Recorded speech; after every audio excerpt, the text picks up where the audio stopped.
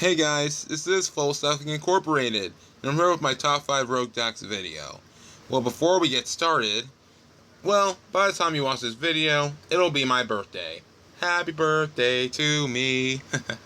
Anyway, let's get out of the fluff and into the good stuff.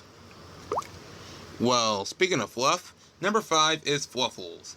And it's my favorite deck, and it pretty much hurts me to see this thing at the bottom of my list, but I have to bear with it.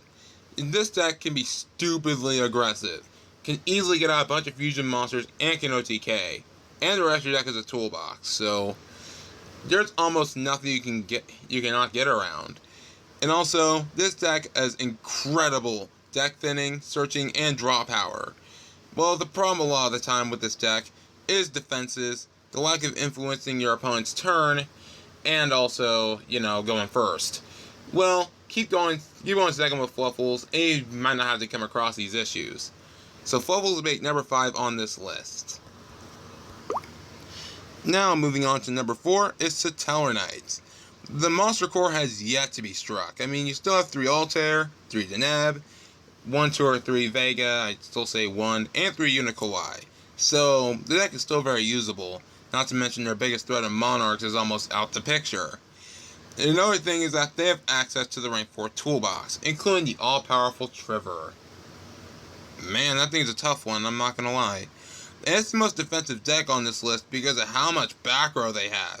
They can easily influence your opponent's turn while plussing. Not the level of Monarchs, but, full power Monarchs at least. But they have a lot going for them. And they're gonna have future support too, with cards like Vatlamius being a 2-material Trevor, and Genesis Satellar Knight, which gets rid of back row for each Satellar Knight you control. So yeah, Satellar Knights are a very good contender in my opinion, being very worthy to make this list. Now moving on to number 3 is Raid Raptors. Well, yeah, the deck that searches almost as much as spellbooks do. This deck can just, oh my gosh, it can search out its combo pieces, they can go like -4 at max at a turn, but that's just me saying that. It can search a lot more than that.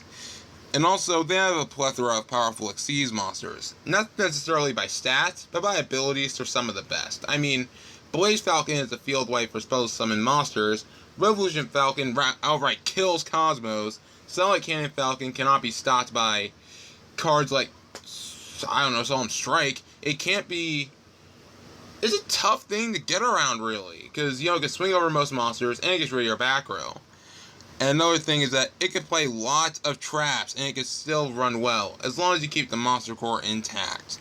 And also, it has the easiest to access Towers 2.0, in the form of Ultimate Falcon, by having 2 cards being Lastrix and Skip Force. So, yeah, you will need a Kaiju for that one. So Raid Raptors make number 3, because of their immense power plays and how much versatility they have overall. So number 3, Raid Raptors. Now moving on to number 2 is Trains. Well, all their support is out now, and now they can compete. And now they have the Shaddoll engine to play with, and Shikanaga just so happened to be a level 10 Earth machine. Coincidence? I don't think so. And also, cards like Super Dora is very annoying to deal with, considering that it can be immune to any effect. Or you can just use it on another card, Super Dora is awesome like that. And Revolving Switchyard, making plays for them, is very crucial at times. And I believe it's one of the best field spells in the game, at least in my opinion. Well, yeah, Kaiser Coliseum's banned, whatever, it's not much.